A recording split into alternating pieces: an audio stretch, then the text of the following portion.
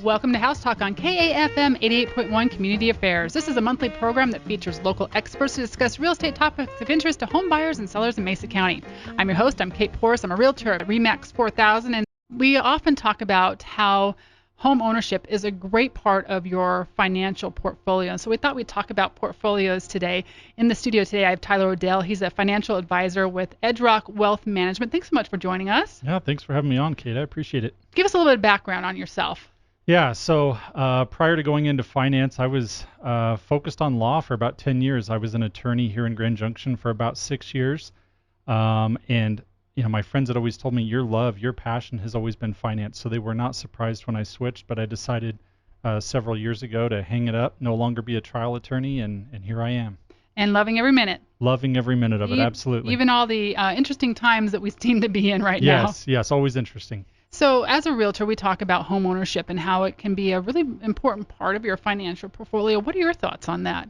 So home ownership is absolutely an important part of your financial portfolio. When I look at a client's overall portfolio, one of the greatest, appreciated assets is their home, and they've got a lot of wealth tied up in their home or potentially rental real estate. So when it comes to owning properties, a house, residential real estate, that's absolutely an awesome and huge part of your portfolio.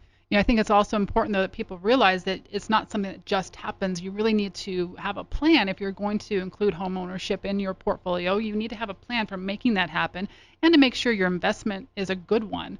Let's talk about down payment, for example. Sure. Most lenders are going to require a minimum of 3% up to 20%, depending on the type of loan program you're going to get.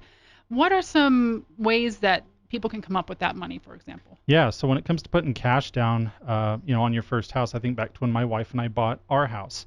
You tighten the budget a little more, you work a little bit harder if you can hit, a bonus or things like that where you can bring a little bit more money in. We've got some friends that did a side hustle, things like that. But pulling cash out of your pocket to get that down payment and having a plan to get there is absolutely critical. I know sometimes people will look at their retirement accounts and say, oh, there's a big chunk of change sitting there. Is that a good strategy? Should you be pulling from those retirement accounts? Generally speaking, I say don't pull from your retirement account. When we think about buying a house, most people that are buying a house are probably under the age of 59 and a half, and that's kind of a magical age when it comes to retirement funds. So if you're going to pull money out of a retirement account prior to age 59 and a half, not only are you going to pay ordinary income taxes on that money, but you're going to pay a 10% penalty as well.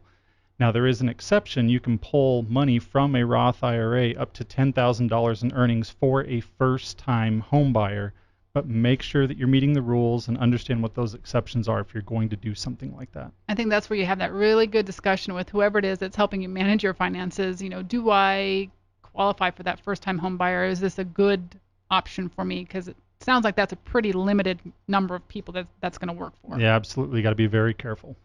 What about, the amount of down payment? Should you pull out just what you can afford? Is it okay to push it a little bit? What are your thoughts on that? Yeah, so when you're talking about a down payment, obviously if you hit that 20% mark, you're going to avoid that private mortgage insurance. But putting down as little as possible can be a great thing too, provided that your lender is going to allow that, because ultimately equity in your home isn't always working as hard for you as dollars expended elsewhere, invested elsewhere might be.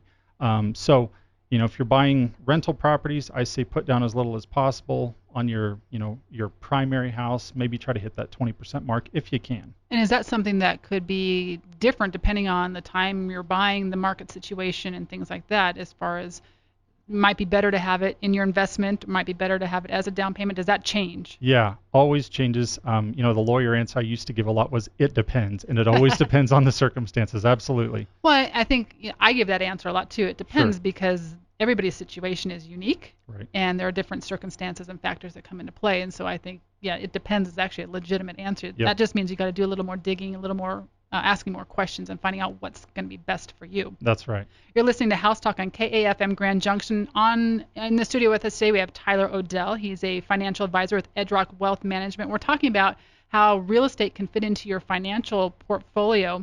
So you mentioned rental properties, investment properties. How do those fit into someone's planning? Yeah, so rental properties can be really awesome. Not only do you have an asset there that's appreciating over time, and the rate I always think of per year is most residential rental properties appreciate at probably 2.5% to 3% per year.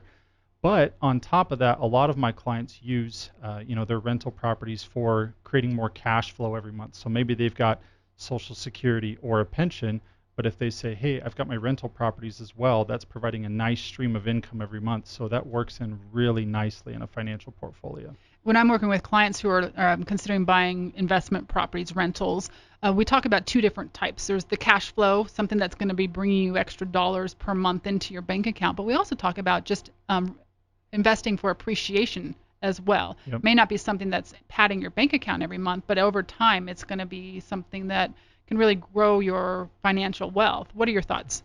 Yeah, so thinking about that, even if we're talking about something that's not creating significant cash flow, if you've got a residential rental property, you have a renter in there that's covering, your mortgage every month, your taxes, your insurance, and maybe there's another $100 to $200 that's coming off of that in cash flow. It's nothing really significant, but as that real estate continues to appreciate and your renter's paying for your mortgage, that's a pretty sweet deal, and that's leveraging your dollars, properly and really putting things to work, and that's where the numbers game can really get fun. And with my clients, I talk about that. That's a long-term strategy. Sure.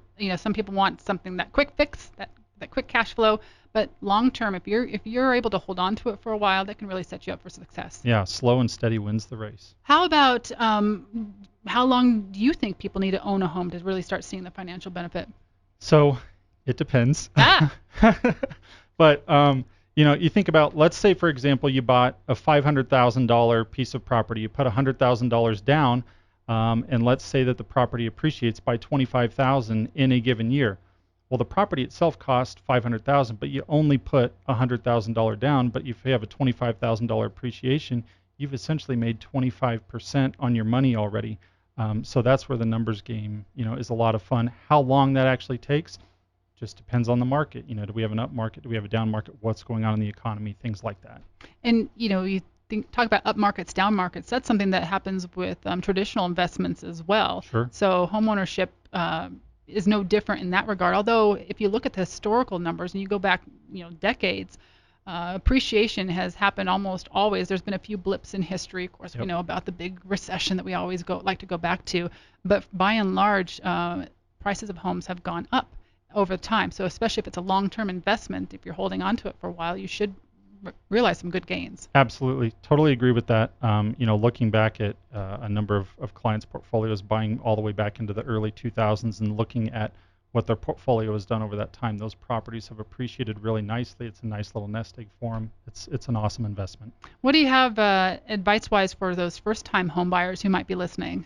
Yeah, so for first-time home buyers, that's a fun time of your life. It's an exciting time of your life, but when you're trying to make that down payment on your house, sometimes you got to pinch and scrimp and do the things that are necessary to get that down payment.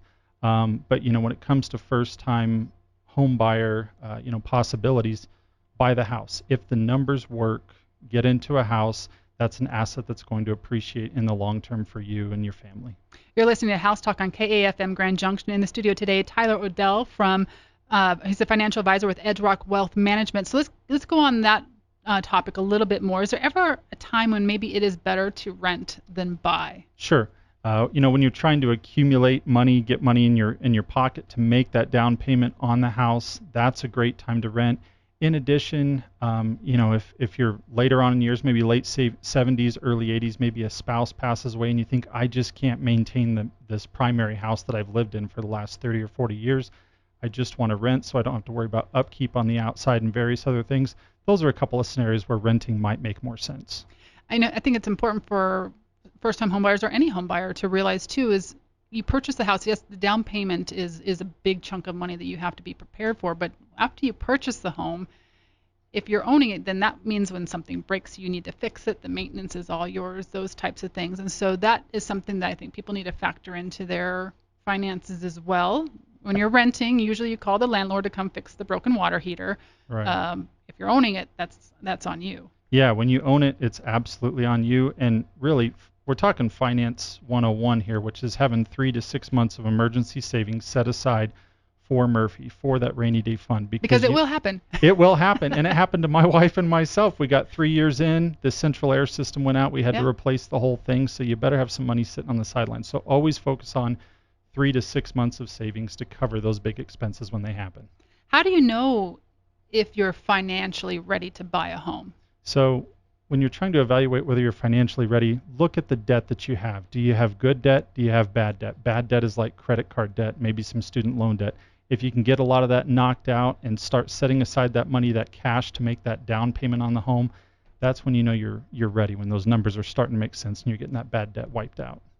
What about that mortgage payment? How much of your monthly income should go toward your mortgage payment? Sure. I would say that the rule of thumb is when we're talking mortgage payment, utilities, thinking about taxes and insurance, I would say that no more than 20 to 25% of your income should be going to those expenses annually. Okay, so that's something people can easily figure out how much that would be for them. Yeah, simple math. And what about, we talked about the 3 to 6 months. Is that what you recommend for having saved up for after closing? Absolutely, because that's almost always going to be enough to, cover Murphy when he shows up at the door and knocks out the central air or the water heater or whatever that may be. And is that just sitting in a bank account somewhere, or do you recommend some sort of CD or other place to put that money? Where do you park that? Well, right now, interest rates are really cool. A lot of them are hovering right around 5%. So if you can stick it in a money market where it's fully liquid, you're getting about 5% on it, that's an awesome spot to be. And a little bit of money coming back to you, hopefully, too. Absolutely.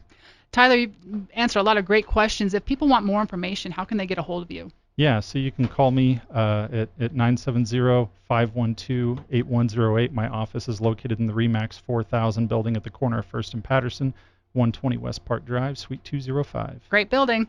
Absolutely, I agree. This segment airs on the second Wednesday of each month. You can also listen to podcasts on demand at kafmradio.org. Make sure to join us next month for another edition of House Talk. If you have a topic you'd like for us to cover, shoot me an email. I'd love to hear from you. My email is kate@kateporus.com. You can also visit my website, kateporus.com.